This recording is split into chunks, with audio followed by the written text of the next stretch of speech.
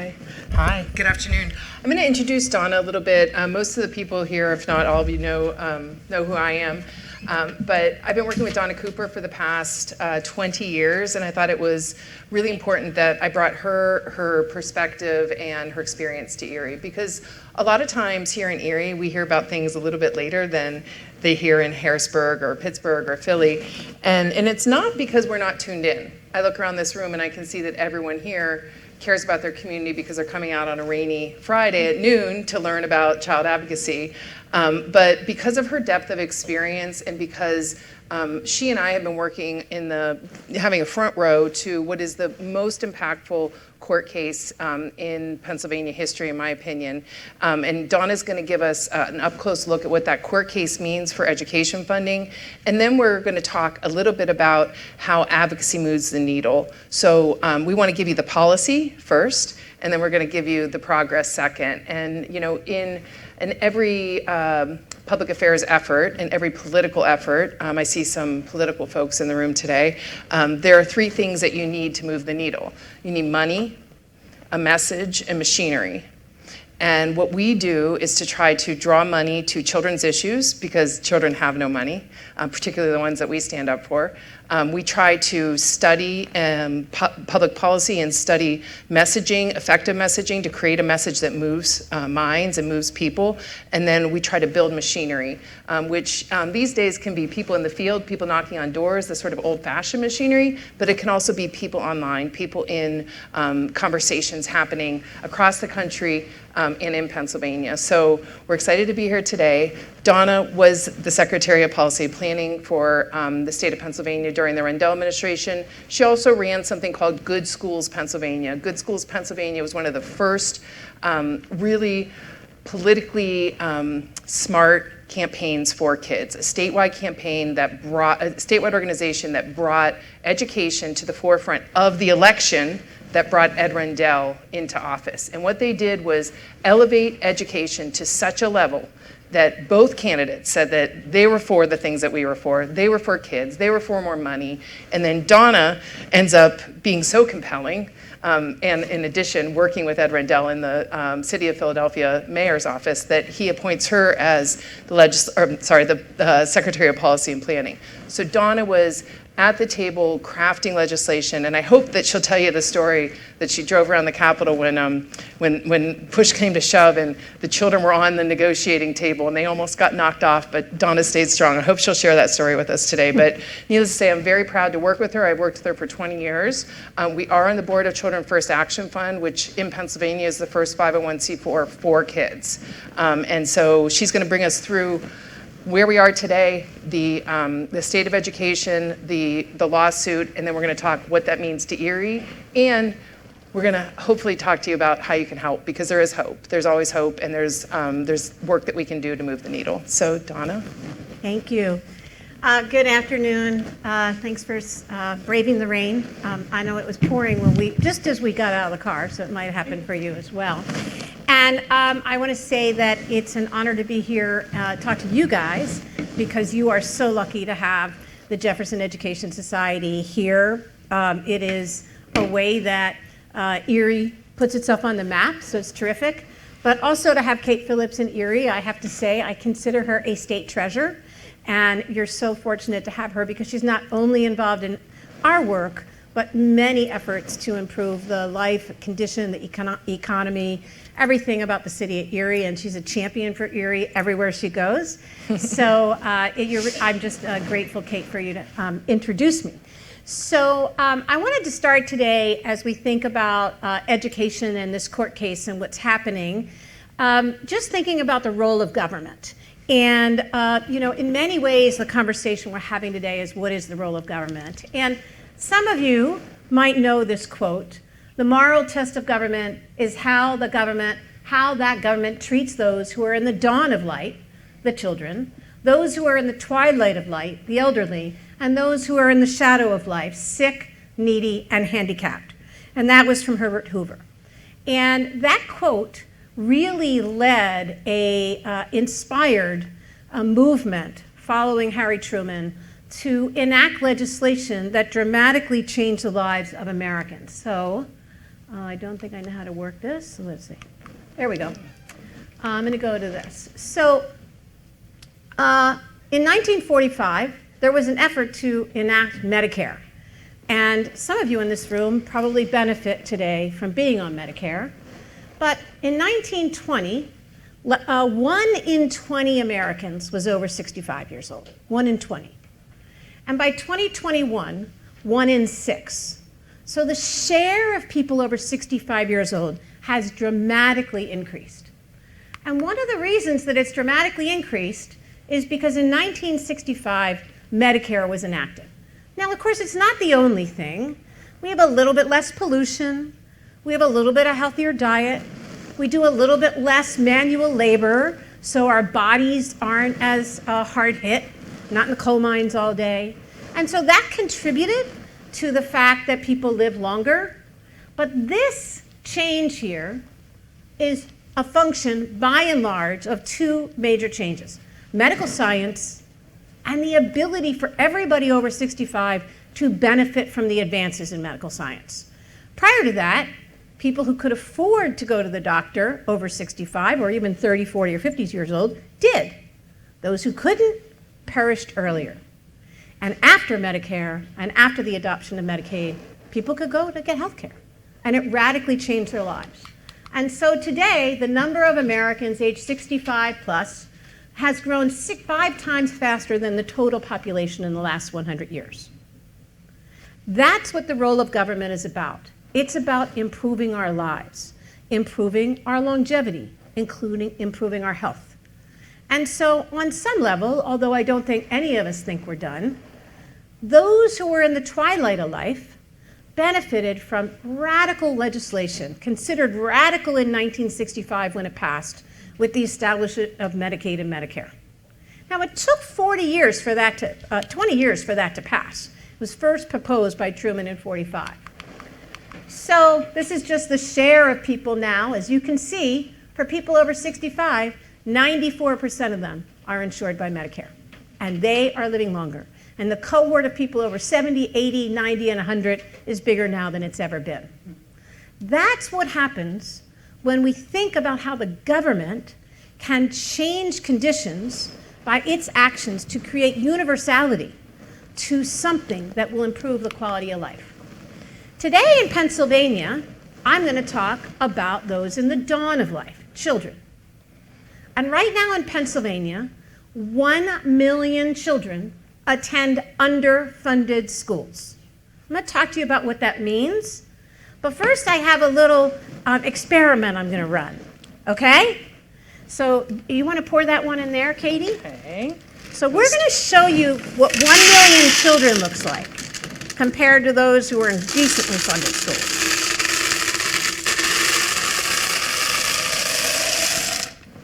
That's equivalent to 1 million children here. Now, Kate, will you pour that one out? I feel like Vanna White. Vanna White. It is true. It's style over substance here. I mean, Donna is definitely the smarter of this pair. This is the share of children in schools adequately funded. Does anybody know how many kids go to school in PA? I was going to throw the football out to whoever got the right answer, but now the football's gone and I can't throw one anyhow. But anybody know? This is 1 million. This is 500,000. So 1.5 million kids go to public schools in Pennsylvania. This is the share that are going to schools that are underfunded. It's a pretty dramatic difference. Okay. So basically, it's about 65%. So this is a little bit less than 500,000. About 65% of our kids are in underfunded schools. That means that 6 out of 10 kids that you meet on the street are in underfunded schools. Now, since we're at the Jefferson Education Society, there's no way to give a talk about education and not quote Thomas Jefferson. And what he said is bigotry is the disease of ignorance, of morbid minds, enthusiasm of the free and the buoyant, and education and free discussion are the anecdotes of both. That's what we're having today. Free discussion, and it's about education. And he wrote that to John Adams as they were trying to stand up the Republic and how important education was. But interestingly, neither John Adams nor Thomas Jefferson thought education should be a federal responsibility. There's not a word in the US Constitution about education. The only place that education is spoken about is in every single state constitution. Every single. 50 states, 50 constitutions. Ours says, the Commonwealth shall provide for a system of thorough and efficient public education. Every state has a similar saying. Ours also has an equal protection clause that says that the benefits of government shall be provided to all individuals equally. So we have two parts of our Constitution, one that says everybody should get the benefits of government equally, and the other that says we should have a thorough and efficient education system, that were really the core questions in the lawsuit in Pennsylvania. But I want to talk to you before we get there about what's the impact of underfunding. And I'll also talk to you about how we know it's underfunded. But first, we're going to do another experiment, Katie. Okay. So what we know is Black, low-income, and Hispanic students have the largest achievement gaps in the country. What that means is compared to middle and upper-class white peers, Black, Hispanic, and low-income kids, white, Black, or Hispanic, are doing more poorly, and the gap is the greatest nearly of any other state. Maybe Illinois is pretty close to us. And I want to show you the share of Black and Hispanic kids that are in underfunded schools. So let's start with the white ones. This is the white kids. This is the share of Black and Hispanic kids in schools that are adequately funded in Pennsylvania. This is the share of Black and Hispanic kids in schools that are underfunded.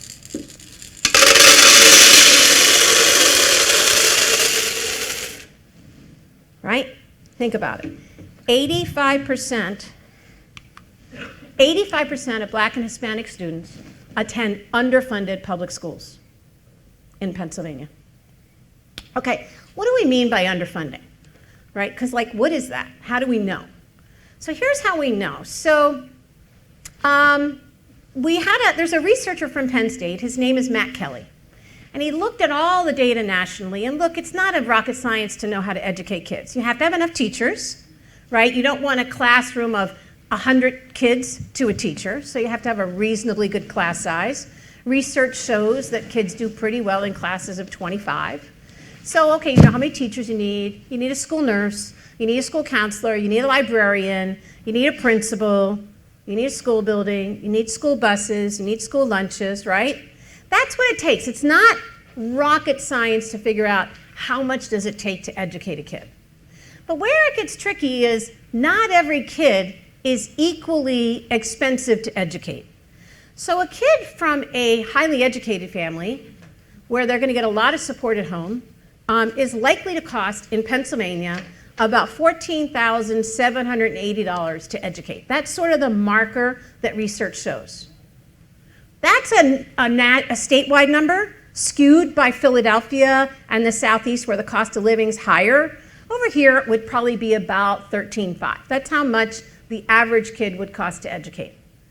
But think about it. A kid with a parent who isn't a good reader or can't read, a parent who doesn't speak English, a parent that's working 2 jobs that isn't home to help them, those kids take more effort by the school district to produce the same results, typically. And so the research shows that where an average kid costs about, let's say, $13,500 in Erie, a poor kid with a poorly educated parent and maybe highly working, so a kid in poverty, they're going to cost 25% more to get the same result. And a kid whose first language isn't English, they're likely to cost 30% more than that, because you've got to teach them English too. And there are cultural barriers associated with this, so there's more inputs. So we know how much it costs to educate a kid. So when I say they're underfunded, that's what I mean, against those markers. Now, how do we know if we give that money, we're going to get any better results? And I'll talk about that in a second. But first, I want to talk with you about what it looks like right here. So the Iroquois School District, where Julia went, did Julia went? Yay, Julia. They have, compared to the Erie School District, nearly 86.5 more per classroom. So think about that. That means that the Erie School District, for every classroom, well, put it this way, the Erie School District for every classroom could hire another teacher compared to Erie. They could hire several school counselors compared to Erie. They could repair their buildings, as Superintendent Polito would be first to talk about if you had the resources. So there's a disparity here that sets a marker. You know, some school districts have the resources they need. And we also know, very simply by the market, that where people have the resources, they'll often choose to send their kids to private school, costing more than what is spent by local school districts, because they know that with their investment, they're going to get a high quality education. And the goal is for every student to get a high quality education. Universality, just like Medicare. So adequate funding for public schools is the foundation of a well-educated citizenry. Where kids are in these underfunded schools, given your next topic, which is about the threat to democracy in Germany, these are connected dots. That when kids aren't educated, when parents aren't educated, we end up with less of an educated citizenry and a threat to our democracy. So a year ago, after 7 years in court, the state top court, Commonwealth Court, ruled for the students a year ago, February 7th. 7 years, 7 school districts sued, rural, urban, suburban. The rural ones were Panther Valley and Schuylkill Valley in the east. Urban was Johnstown and Lancaster, and suburban was the William Penn School District in the southeast. So it wasn't Philly suing or Pittsburgh suing. It was a very unusual set of school districts that said, we can't get by with this. And I want to read you 2 things that witnesses said in those hearings that I thought were just so compelling. So the superintendent of Panther Valley said, we have 1 bathroom for 75 children, and only 1 student can use the bathroom at the same time. So as I'm trying to teach, I have to send out students to use the restroom. And the first graders, they use the restroom a lot throughout the day. And so I'm sending my kiddos out there to use the restroom. So is the teacher across the hall, so is the teacher down the hall, and so is the librarian. I think you get the point. So you can imagine that there's a line that forms outside of our hallway, and students are patiently waiting to use the restrooms. Sometimes they're not so patiently waiting. So what we try to do now is just send our 18 kiddos out one at a time to use the restroom, and when we're done doing that, we send the next 18. And so my job as a teacher is to make sure groups of 18 can use the bathroom, because there's 1 bathroom. And Panther Valley could not afford to raise the funds to improve and repair bathrooms so that their children could learn in the most formative years. Now, you could say, maybe they should have raised their taxes. That would be the way to do it. Raise your taxes locally. Well, here's what happened in Johnstown when they did it. The superintendent of Johnstown, the business manager, said, the community is in such poverty, there's no way to keep raising taxes and get any more resources from the community. We raised the millage once, last 2 years, and we noticed that there were a lot of blighted properties that were just torn down. And, sorry, let me skip to this. And so the district tax rate was just above the state median and the 3rd highest in Cambria County. And when they increased the taxes that year, they generated less for their school district. That the property values had declined in the 12-month period in Johnstown so much that even with an increase in millage, local tax effort, they generated less money. Same in Panther Valley. This is the reason that there was a lawsuit, because not every child is afforded the same quality of education, nor is it thorough and efficient when these poor communities have the highest tax effort. And the judge handed down a decision that was 787 pages long, the longest decision ever issued by the court, so compelling that the defendants did not appeal. Now, who are the defendants? The 7 school districts wrote the case, and the defendants were the House and Senate majority parties. In that day, when the case was happening, they were the Republicans in the House and the Republicans in the Senate. And the decision was so unanimous that they did not appeal. And she said the only requirement that is imposed by the Constitution is that every student receives a meaningful opportunity to succeed academically, socially, and civically, which requires that all students have access to a comprehensive, effective, and contemporary system of public education. So she basically handed down the gavel and said, look, this just has to happen, right? This cannot go on any further. And I want to digress and tell you two things that the defendants argued to try and stop this decision. One was that we were overeducating our students, saying that why would a kid who's going to grow up working at McDonald's need to know algebra? And why does a carpenter need to know biology? That was one argument. Very specifically said we're overeducating at that level of geometry and biology. The second thing that they said was people should just tax themselves if they want a better education, ignoring the fact that communities do not have equal tax bases. And the judge basically said, that's not going to work. That's just not right. And so her decision was so decisive, neither the Senate Republicans or the House Republicans have appealed, nor can they. The statute on the appeal has expired. So it is what it is. She said the legislature has to act. The witnesses all agreed that every child can learn. It is now the obligation of the legislature and the executive branch and educators to make the constitutional promise a reality in this Commonwealth. And so now the ball is in the court of the legislature. So what is this? I want to go to your next one. So what does this all mean? Could you go to the next slide? So what does this? Oh, I forgot to say, can I say one more thing? Yeah. Mm-hmm. Okay, now, for those of you who are kind of like me and on Medicare, why is it so different today than when we went to school? Like when we went to school, was this happening? And the answer is no. When we went to school, the state was funding half of all educational costs. And as you can see, as over time, they're down to a third, and they're a little bit lower now. So local communities have had to increase their taxes to compensate for a weakness in state funds. This is an example of what this means. From 1991 to 2020, you can see the state has, this red line is state funding for schools. This green line is all funding for schools with local property taxes. And the blue line is the state budget. State funds for education have lagged both the need that communities see and this growth in state budget. And when you adjust for inflation, basically state funding's been flat since 1991. So it's not the same as when we went to school. Schools are in incredible stress for the more mature members of the audience who are wondering what was happening. How did this happen? Over time, from 91 to now, the state has not kept pace with the way at which funding schools when we all went to school. And it's important to know that. I'm sorry, Katie. Oh, no, so this is when I was supposed to transition. So court rulings are meaningless if the legislature fails to act.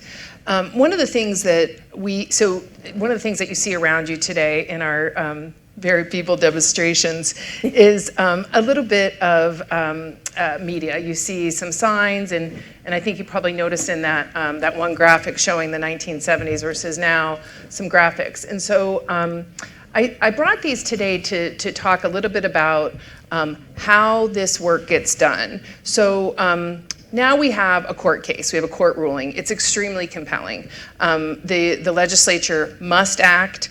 There is a finish line, there is an end in sight, because the debate over public education, which leads to gridlock, leads to compromise, not compromise for kids, political compromise. That debate has been going on for years and years and years, and you can see that play out in that state funding, which has been flat. Generally speaking, if you go down to Harrisburg and you are a part of a budget negotiation in that budget season, you'll find that there's a lot of horse trading. So sitting across the budget table, you have a lot of really well-educated people, and you have a lot of really emotional people, and you have a lot of really tired people. And then on the outside of those rooms, you have a lot of really well-funded lobbyists, people who are paid to influence, paid to push the needle in the direction of whatever client they are representing that day. So you might have the gas industry there, you might have people from construction trades, retail associations, whatever's happening in that budget. This year in Pennsylvania's budget, education is probably going to play an outsized role because there's public education funding as well as higher education sort of in the spotlight. And there's a few truisms in Harrisburg, one of which is when the governor sets his budget and his priorities, I say him because we haven't had a she yet, when the governor sets those priorities, that's kind of the high water mark. So advocates spend a lot of time trying to get that number up because we know one thing, it will go down. It won't go down because we all agree that we don't need as much as the governor proposed, whatever their priorities are. It's just that there's only one way for a political victory to happen, and that is to build some sort of compromise or the illusion of compromise. I won something. And so, so when these conversations start to happen and those influencers are standing outside the room, think about how many kids do you know, particularly kids in this set of children represented here who have lobbyists? Yeah. How many kids do you know who have the time or inclination or the ability to meet and discuss with their local legislator what their priorities are for the year? None. How many people do you know are holding fundraisers and donating to the education chair? Yeah. All of the committees that are formed in the legislature have groups that influence them. They have groups that donate to them in order to move legislation that helps them do what? Make money. We live in a capitalistic society. So kids have no lobbyists. Kids have no donors. Nobody is representing kids in Harrisburg except for this really dedicated group of child advocacy organizations across the state. So Children First is Philadelphia's premier child advocacy organization, which is now doing statewide work. Children First was previously called Public Citizens for Children and Youth. It was formed as Philadelphia Citizens for Children and Youth back in the 80s, 40 years ago, and recently tried to advance its name, its identity, and the number of issues that it cares about with one main goal, trying to improve the lives of kids. Kids' life's chances are improved when they have access to high-quality early education, high-quality healthcare, high-quality public education, K-12. They have access to the type of glasses. They have access to the tools that everybody has that they need to succeed. They succeed at a higher rate when they have access to these things. And so groups like Children First and others across the state work very hard to do two things. Number one, increase and amplify the voice of children, especially those who have no voice. And then two, try to draw attention to these issues. I'll give you two fun examples. At a rally in Harrisburg last year during the height of the court case, we did something that I thought was completely brilliant. And we put a toilet on the steps of the Capitol, and we had 75 people line up behind that toilet to demonstrate to legislators what it might be like for one of those children and what it might be like for one of those educators who has to manage children just to get through their day, and to demonstrate how much less education they're getting that day, to demonstrate when you know what a very wealthy school district looks like, how incredibly inequitable that is and how incredibly unfair that is. It was a compelling visual. So that's our job. So how do we do that? We, number one, what do we say at the beginning? Money, message, machinery. We form campaigns based on the needs of kids that make sense. PA Schools Work is a K-12 funding campaign. Child Care Voter is a campaign that we are running to try to increase funding for not only child care, access to child care, but also the child care sector. The workers in the child care sector make between $11 and $13 an hour. Wrap your head around that. Those kids at McDonald's that they were talking about, they make more. We're the Pre-K for PA campaign, which is part of a broader early learning PA campaign. That early learning PA campaign advocates for evidence-based home visiting, advocates for pre-K, high-quality pre-K and high-quality childcare. So Level Up was a campaign that we ran to get $100 million to the 100 poorest schools. We did that inside the sort of rumblings of the lawsuit. The lawsuit was coming, and so we used this opportunity to build a really fast campaign, get it funded, get it lifted up, and then get that idea out into the legislature.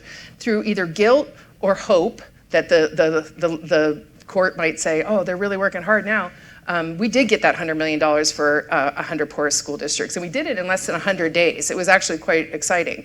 But then when that court case came down, and we have now a directive, we're working hard to make sure that the legislature does the right thing. Donna's going to talk to you a little bit about what that looks like, because one of the things that drives child advocacy organizations is the idea that there is hope.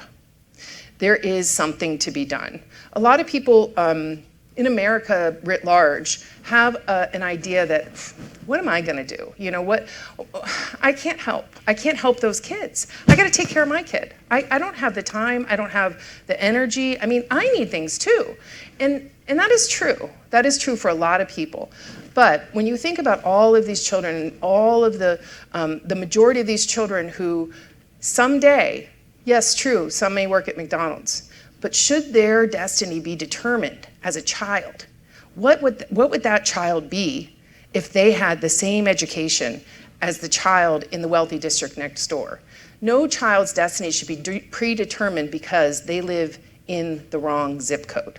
So we capture that hope, we plan, we study, we build message frames, we attract funding, and then we launch campaigns. And these campaigns are, number one, they're data-driven. They're not based on, a vapor of hope. They're based on data. They're based on evidence. They're based on the fact that not just is a healthy school district good for those children, it's good for our economy. It's good to attract.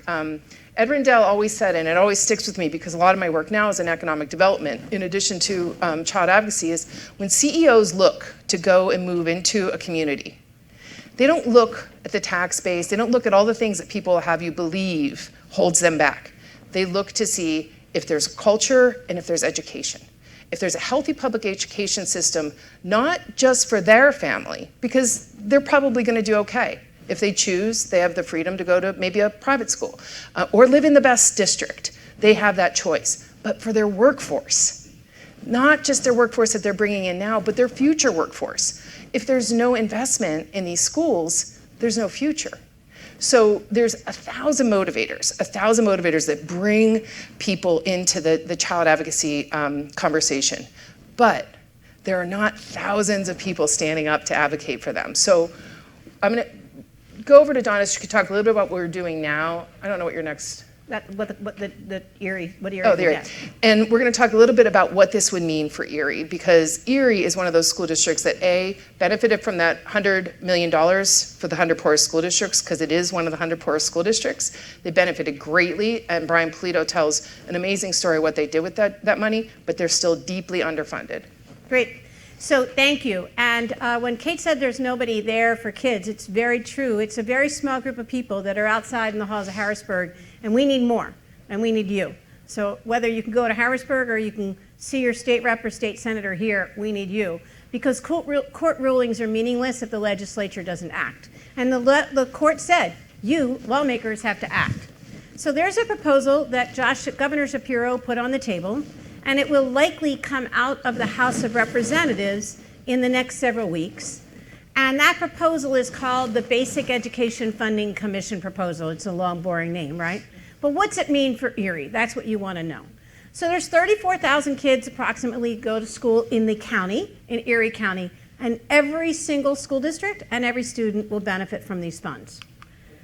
Over the next several years, if the plan is rolled out as expected, the state will be delivering $4,000 more per student for every kid in Erie County. That's a lot of money. So remember that $86,000 difference for Iroquois? This would be $100,000 more per class for Erie. Iroquois is not going to get as much of that $4,000, right? It's an average. Erie City's going to get more. So here's what happens.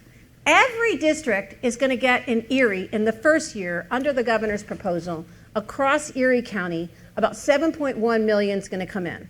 Just general education aid, so that every district can keep pace with inflation. It doesn't do anything to solve the inequity. It just puts some money out there so people can compensate for inflation. But then every district in the county also gets funds for getting towards adequacy. And what that means is whether you're Erie City, which is a growing district, or your Corey area, which is a shrinking district, you're going to get money that moves you to adequacy based on how many students you have. And then there's an extra dose of money for districts that are stable or growing. So you think about it. A shrinking district, like they got to keep it together, so there's resources for them. But then the districts that are stable and growing aren't in that cohort, right? Erie is a growing district, right? So they need money too. So every district's getting new funds, $23 million to get to adequacy, and then 11 of your districts, not including Erie, are getting $16 million. So this money, I'm finding an easy way to say this. $23 million, here's how I'll do it. Remember I said that we need about $17,400 for every kid, and then a little bit more for kids who need more to be educated? That first pool of money is going out calibrated to the number of students who are poor or don't have English as their first language and attend school districts in Erie County. So you're getting $23 million to bring up the education of quality of education for those kids. It's not individualized, it's not just for Johnny, it's for the whole school that's educating those kids. And then 11 of your districts are shrinking districts. They're losing students. And they are also getting a benefit from this formula. So instead of deducting money because they're losing kids, they're going to be held harmless. And they will be able to use that money also to increase the adequacy. Because as you lose kids, if you keep the state money, you have more money per kid that's left. Donna, I want to interject one thing, just by way of perspective. I think a lot of people in this room might understand how funding works in Pennsylvania, but for those of you who don't understand it, and people who advocate for this understand this very clearly, there's something called hold harmless in Pennsylvania. And in Pennsylvania, the majority of your public school education funding comes from your property taxes. And then the state comes in with other funding. Donna showed you that graphic earlier. Over the course of the past 4 decades, that state funding has stayed like this as property taxes have gone like this. So when we say that you're fortunate enough to be born into a zip code, it is because it actually matters where you live in Pennsylvania. The quality of your school is directly related to the wealth of your district. And so that's where the inequity comes in. And so when Donna talks about kids who have English as a second language are facing poverty and the stressors that come with that, that is what is need. So while one kid doesn't deserve more than the other kid, one kid needs more than the other kid because of these different life circumstances. And keep in mind that as those life circumstances continue to be in this district that is poorer, has a worse education system as a result of that lack of funding, what happens? It's a self-fulfilling prophecy. You can never turn the corner.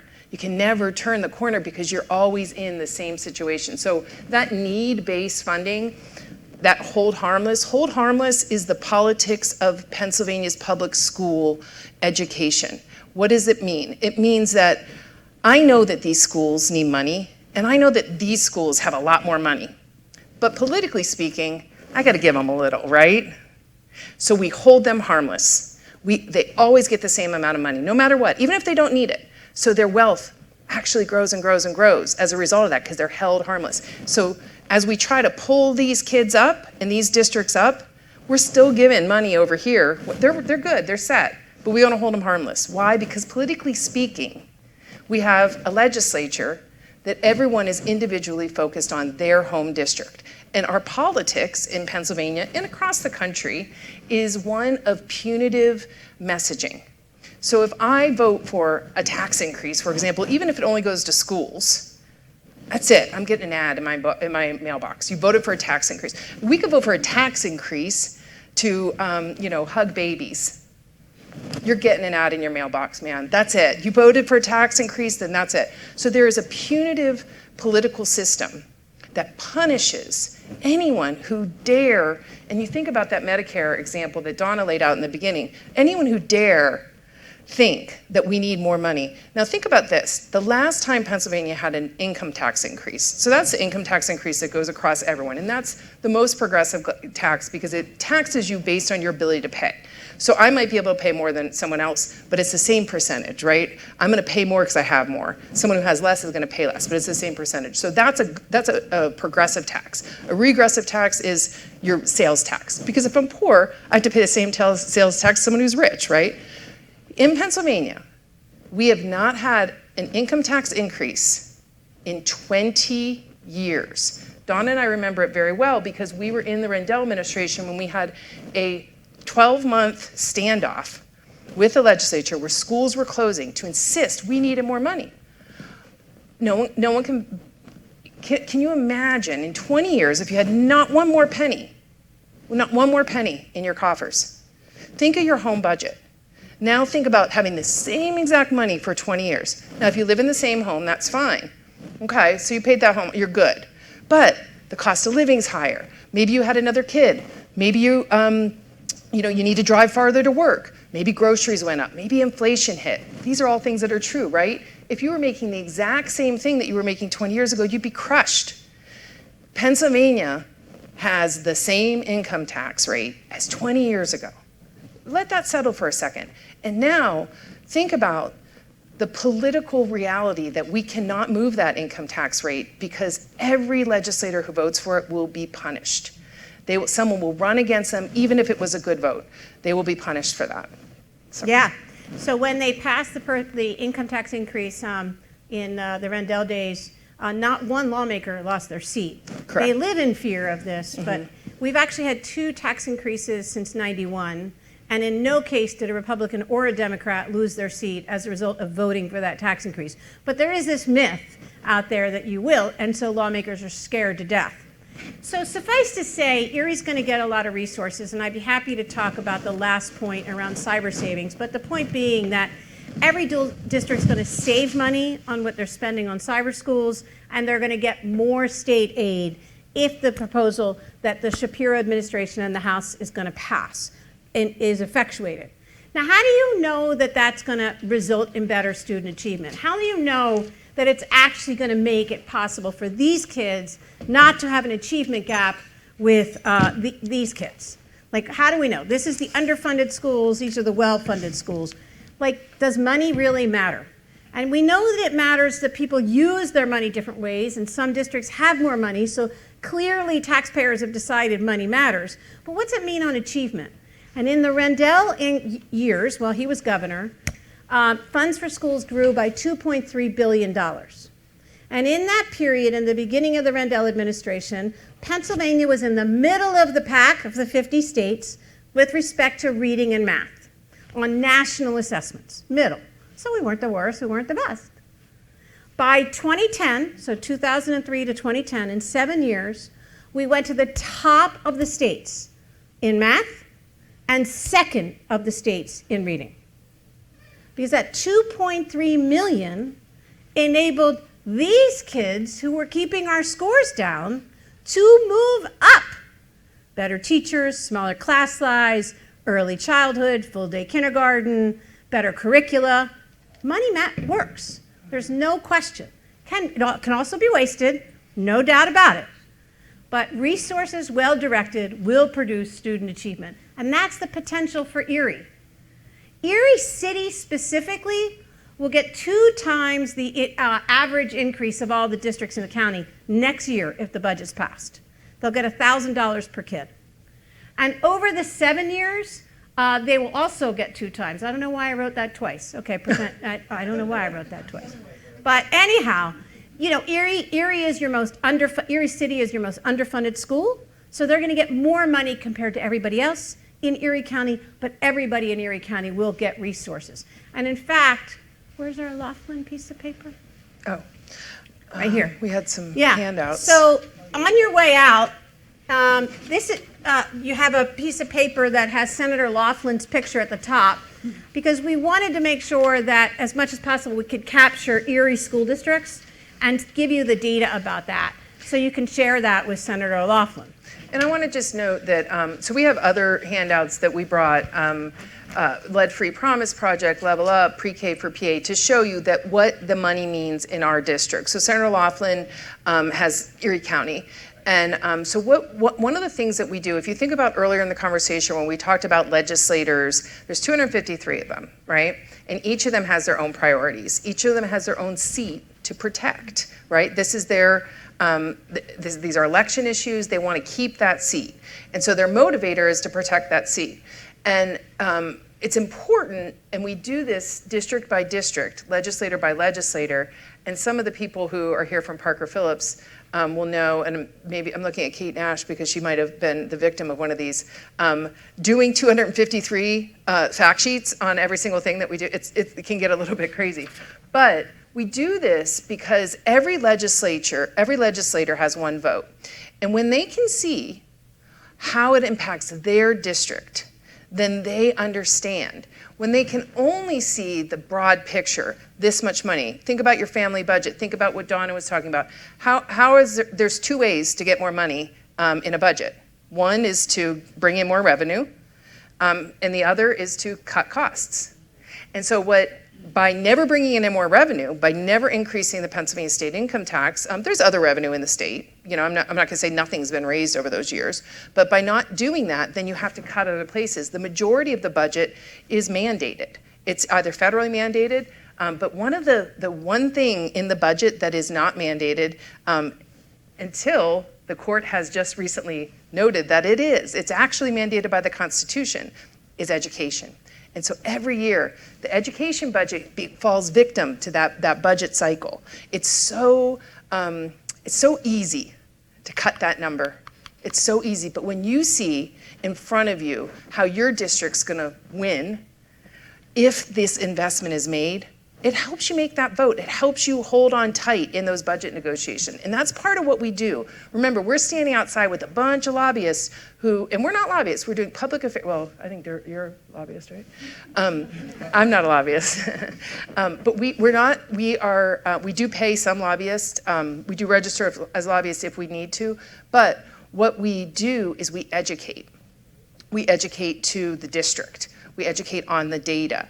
And then we try to not only organize around these compelling message frames and this data, but then propel people like you all in this room today, because you care about your community, to contact their legislator. Because what is the most important thing that a legislature has? Votes.